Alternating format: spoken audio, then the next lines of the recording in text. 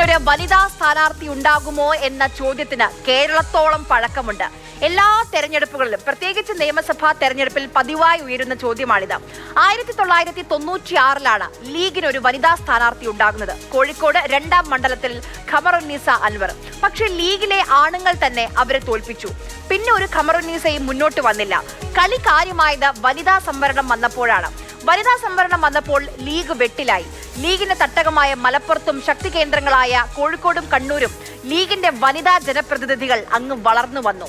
ഇത്രയും ചരിത്രം പറഞ്ഞതിന് ഒരു കാര്യമുണ്ട്. നമുക്കറിയാം, ഇത്തവണ മലപ്പുറത്ത് പ്രതിപക്ഷമേ ഇല്ല. UDFന്റെ ലീഗിന്റെ സർവാധിപത്യമാണ് മലപ്പുറത്ത്. മലപ്പുറം ജില്ലാ പഞ്ചായത്ത്, അതായത് പ്രതിപക്ഷമില്ലാത്ത കേരളത്തിലെ ഏക ജില്ലാ പഞ്ചായത്താണ്. പലതവണ ജയിച്ച് കയറിയവരും പാർട്ടിയിൽ ഉന്നത പദവിയിൽ ഇരിക്കുന്നവരും ആവശ്യത്തിലധികമുണ്ട് ഇത്തവണ. പക്ഷേ മലപ്പുറം ജില്ലാ പഞ്ചായത്തിന്റെ വൈസ് പ്രസിഡന്റ് ആക്കിയത് അഡ്വക്കേറ്റ് സ്മിജിയെയാണ്. മലപ്പുറം ജില്ലാ പഞ്ചായത്തിന്റെ മുൻ അധ്യക്ഷനും ദളിത് ലീഗിന്റെ സംസ്ഥാന അധ്യക്ഷനുമായിരുന്ന AP ഉണ്ണികൃഷ്ണന്റെ മകളാണ് സ്മിജി. ഒരുപാട് സീനിയേഴ്സും എന്നേക്കാൾ പ്രഗത്ഭരായ ഒരുപാട് വനിതാ ലീഗിൻ്റെ 10ഓളം പ്രവർത്തകർ അവിടെ ഉണ്ട്. അപ്പോൾ ആ ഒരു സമയം തങ്ങൾ എന്നെ പ്രഖ്യാപിക്കുന്ന സമയത്ത് അത് എനിക്ക് വളരെ ടെൻഷനുമാണ്.